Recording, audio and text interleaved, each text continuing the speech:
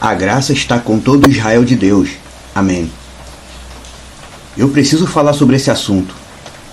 É um assunto chato, mas é preciso. O Brasil, enquanto nação, está amaldiçoado.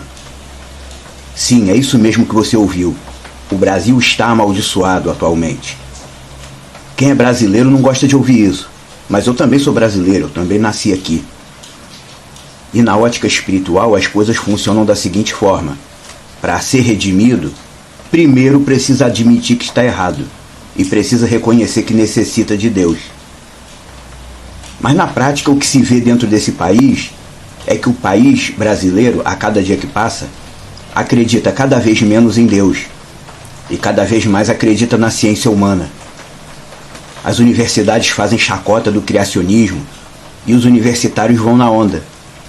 Eles acatam cegamente a ciência humana, que é um conjunto de informações não comprovadas e um sistema mais baseado em cálculos matemáticos do que em experimentos empíricos. E durante alguns governos de esquerda, alguns anos passados que se passaram, o Brasil ainda participou de questões na ONU onde ficou sistematicamente contra Israel e a favor de Palestina e países árabes. E agora, mudando totalmente a direção, apoia sem contestar tudo que os líderes sionistas fazem ou deixam de fazer. É certo que o Deus Yah, o Deus Criador, declarou dezenas de vezes em seus escritos que quem se posiciona contra Israel pega a maldição. Sim, mas atualmente tem muita gente mandando em Israel que nem judeu é apenas sionista. E é certo também que nem tudo que acontece dentro de Israel é aprovado por Deus. Mas o Brasil tem justamente apoiado os atos israelenses que estão fora do agrado de Deus. E para se somar com tudo isso, vou até inventar uma palavra aqui, o misturismo. O misturismo que existe aqui dentro desse país é algo muito prejudicial, espiritualmente falando. Aqui, em nome da diversidade, as pessoas têm apoiado os mais diversos principados espirituais. Como assim principados? É o seguinte, cada povo, enquanto nação, possui uma origem cultural e um feedback espiritual, uma base espiritual diferente, por causa da cultura que segue. Na maioria dos povos, a base cultural é uma só, e o padrão de pecado é basicamente um só. O irlandês é reconhecido pelos atos, o finlandês é reconhecido pelos atos, o francês é reconhecido pelos atos, mas como o Brasil acolhe tudo quanto é povo diferente e cultura diferente, tudo se misturou aqui dentro desse país e produziu um acúmulo de principados espirituais. Ou seja, todos os vários padrões espirituais que existem no mundo se encontram e convivem lado a lado aqui, dentro do mesmo território. E isso é ruim, é muito ruim. Só quem entende isso sabe do que eu estou falando. E outra coisa, espiritualmente falando, o Brasil nem pode ser chamado de nação. Ou pátria. No original, nação é pátria. Pátria vem do termo grego patria, que é a palavra que se refere originalmente a um grupo de famílias.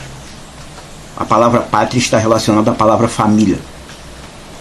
Portanto, pátria ou nação é o país que se porta como uma família. Não tem perfeição, mas tem união. E tudo que menos tem aqui no Brasil é união.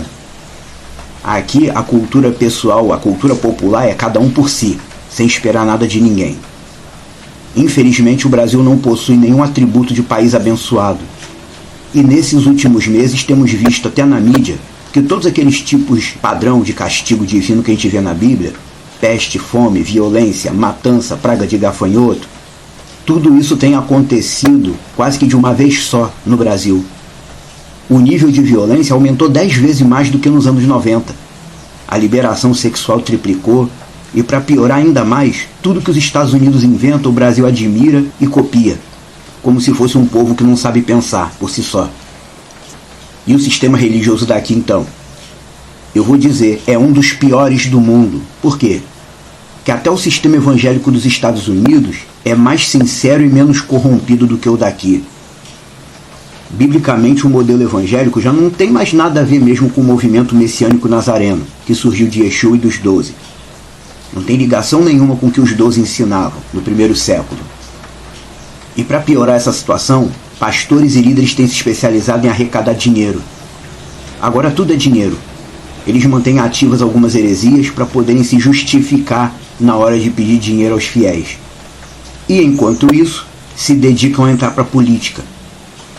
Param de cuidar dos fiéis, que é o que deviam fazer, para se dedicarem às diretrizes partidárias, coisa de partido político.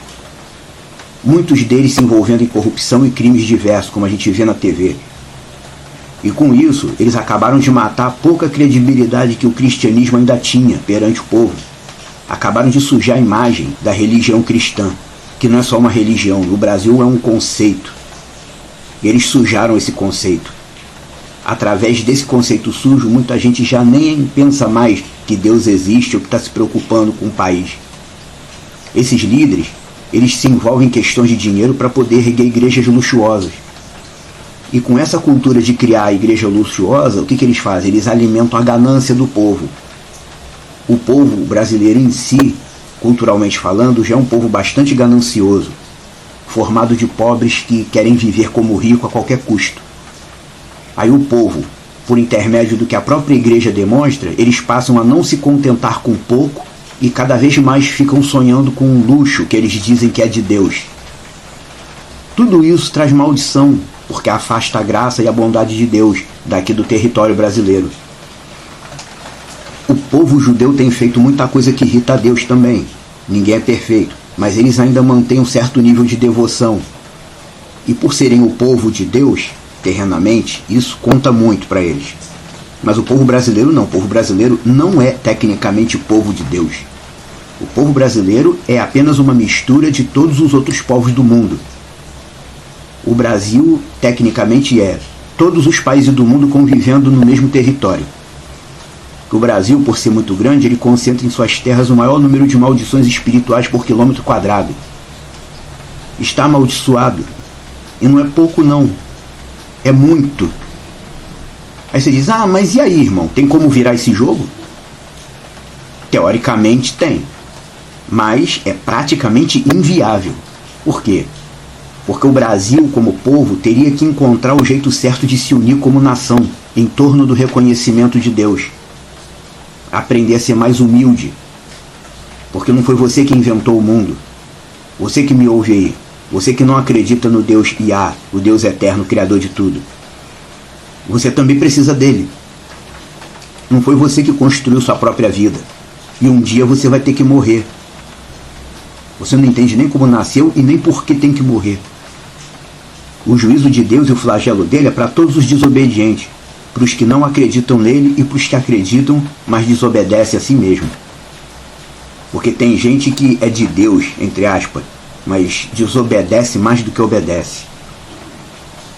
E tecnicamente, para acentuar a minha humilhação, eu digo diante de Deus: reconheço que não sou bom, não sou perfeito e nem merecedor do que é bom.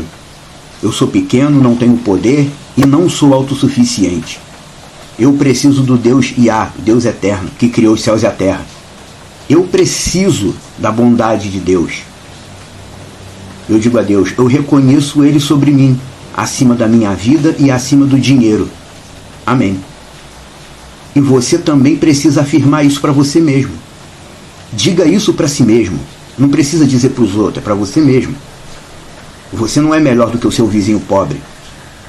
Você não é superior àquele vizinho que não tem inteligência, não tem carro do ano, não tem casa de praia. Você não é superior a ele. Você não é superior a ninguém. Você também, como ser humano, precisa dormir, precisa respirar, precisa beber água, como todo mundo. E vai ter que morrer um dia.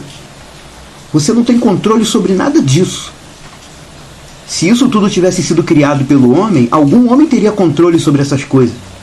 Não é a sua mulher bonita ou seu diploma universitário que te faz melhor do que os outros. Beleza acaba. Dinheiro acaba. Emprego a pessoa perde. Aí pode conseguir outro, mas pode perder também de novo. Mas o favor de Deus começa aqui nessa vida e se estende para depois da morte. Você já deve ter ouvido falar de EQM, né? Experiência de quase morte. Testemunhos de pessoas que morreram clinicamente, viram um mundo diferente, cheio de brilho e paz e voltaram para testemunhar. E geralmente esse tipo de coisa tem acontecido com pessoas que nem religião têm. para que fique claro que existe algo sim depois da morte. Brasil, o caminho para quebrar a maldição é duro, longo e sofrido, e exige fidelidade a Deus.